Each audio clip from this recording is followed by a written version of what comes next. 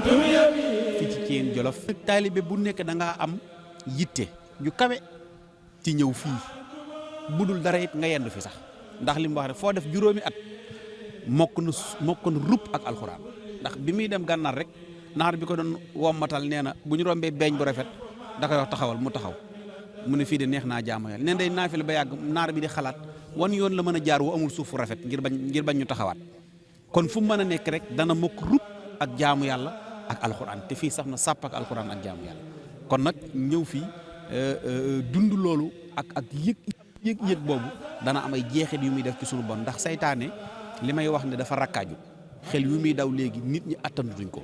te yu mel nii rek ci ngay ñëwaat ne ndekete kat maam Cheikh Issa Diène yi ñu ma doon dégg ak may yuri yëpp sëriñ bi ci yii la leen jaarale woon sëñ Aliou Diouf Lambaye ñoo ma déggoon sëñ nangam sëñ Cheikh koo tudd rek da ngay xam ne balaa ñoo am li ñu am ci sëriñ bi lii lañ dajoon ci sëriñ bi